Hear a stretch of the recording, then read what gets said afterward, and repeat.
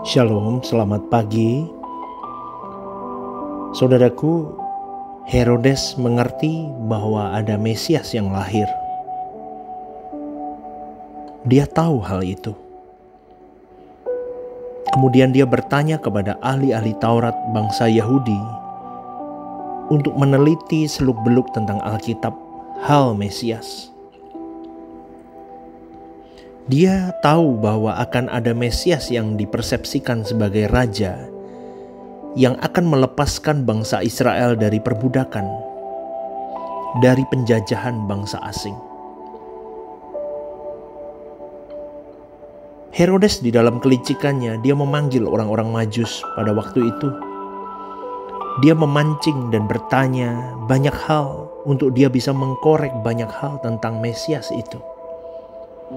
Dia menginvestigasi, saudaraku. Dia berkata kepada orang Majus, "Pergilah, selidikilah dengan seksama hal itu. Jika kamu sudah menemukan dia, si Mesias itu, kabarkan padaku, karena aku akan datang menyembah."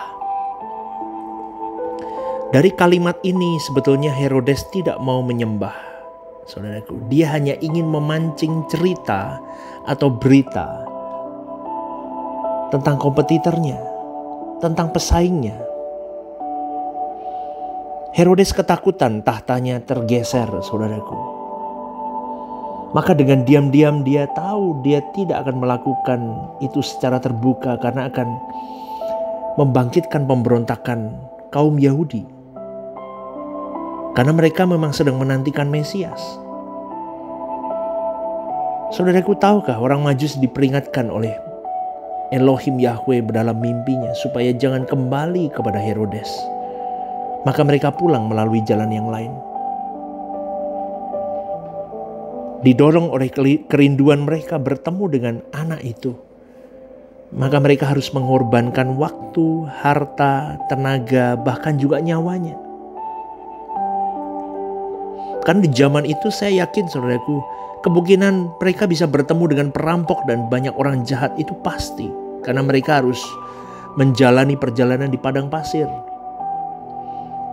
Tetapi momen itu orang Majus begitu merasakan membutuhkan bertemu dengan raja itu.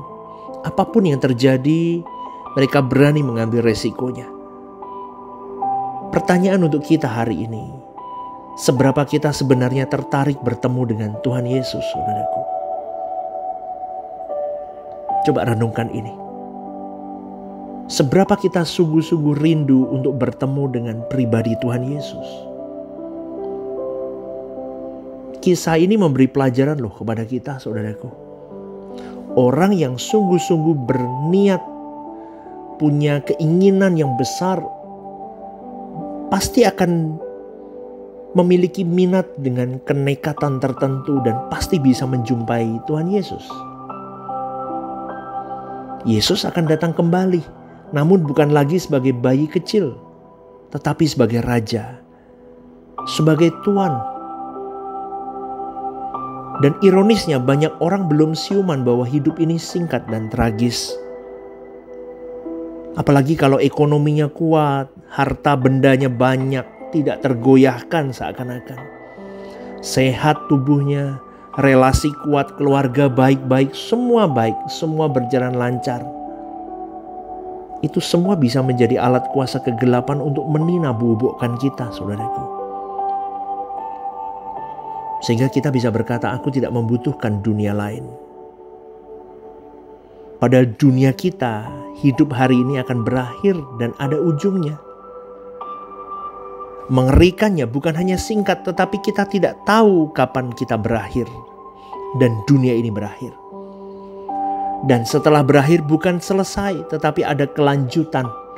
Karena manusia harus memperhadapkan dirinya di hadapan tahta pengadilan Allah. Tuhan Yesus Kristus, Raja kita itu, kita akan berhadapan dengan Dia di dalam penghakiman yang diserahkan oleh Allah Bapa kepada Dia. Maka kita harus serius memperkarakan hal ini. Apakah aku sudah benar-benar tepat di mata Allah atau belum? Ukurannya bukan berangkat dari perasaan kita, tetapi berangkat dari perasaan Allah. Sebab Allah yang mesti mengesahkan apakah kita sudah melakukan kehendak-Nya atau belum. Apakah kita sudah membuat hati Bapa bersuka atau belum? Apakah kita sudah menjadi anak kesukaan Bapa atau belum? Bapa yang mengesahkan, saudaraku. Dalam Matius 7:21 jelas, Yesus berkata, bukan setiap orang yang berseru kepadaku, Tuhan, Tuhan, akan masuk dalam kerajaan surga, melainkan yang melakukan kehendak Bapa-Ku di surga, saudaraku. Siapa yang melakukan kehendak Bapa? Yesus. Maka standar melakukan kehendak Bapa dalam kehidupan orang percaya, Yesus itu sendiri. Amin, saudaraku. Makanya Bapa berkata, ini anakku yang kukasihi, kepadanya aku berkenan. Tidak ada ukuran lain, ukurannya Yesus. Yesus saja. Sejujurnya saudaraku, kita sering tidak serius. Kita tidak memperkarakan hal ini. Apakah benar di dalam perasaan Bapa, aku sudah melakukan kehendak-Nya apa belum? Kita seringkali tidak memikirkan hal itu. Apakah aku sudah memenuhi selera Bapa dengan melakukan kehendak Bapa seperti Tuhan Yesus atau belum? Seringkali kita tidak sungguh-sungguh memperkarakan. Kalau orang Majus menemui Yesus dengan memperolehnya dengan pengorbanan waktu, tenaga, harta, nyawa.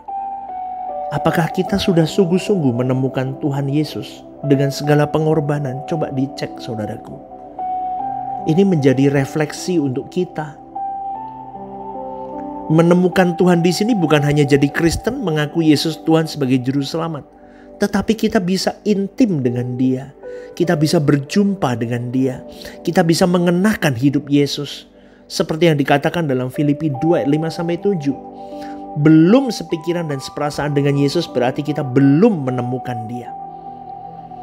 Berarti sampai di satu titik kita sepikiran, kita seperasaan dengan Tuhan Yesus.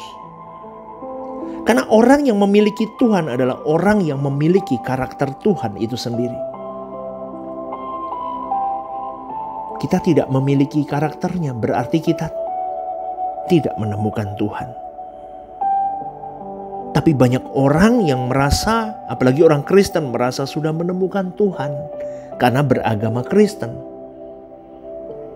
Orang yang menemukan Tuhan akan membuat orang lain pun menemukan Tuhan dalam hidupnya. Dibutuhkan perjuangan berat, saudaraku, pengorbanan waktu, tenaga, uang, apapun yang ada pada dirimu dan diriku. Dan itulah yang dimaksud dengan Yesus, jalan lain. Karena tidak sedikit orang Kristen merasa sudah punya jalan lain. Padahal jalannya sama seperti dengan jalan dunia. Kalau orang rajin ke gereja itu belum jaminan dia punya jalan lain. Kalau orang menjadi aktivis, menjadi jemaat, belum tentu dia sudah terbilang memiliki jalan lain. Karena seorang menjadi pendeta pun belum tentu dia sudah dikategorikan sebagai melalui jalan lain.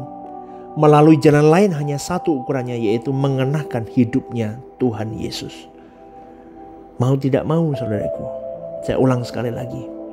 Kalau kita belum mengenakan hidup Yesus, artinya kita belum sepikiran, seperasaan dengan Yesus. Berarti kita belum menemukan Dia. Kalau kita belum menemukan Dia, kita pasti tidak punya karakternya. Kalau kita tidak punya karakternya, kita pasti tidak menemukan Tuhan. Dan kalau kita tidak menemukan Tuhan, berarti kita belum menggenggam keselamatan dengan benar. Karena orang yang sudah menggenggam keselamatan dengan benar, dia berani berkorban apapun dalam hidupnya untuk Tuhan dan untuk keselamatan sesamanya. Renungkan ini dan selamat pagi, saudaraku. Tuhan memberkati.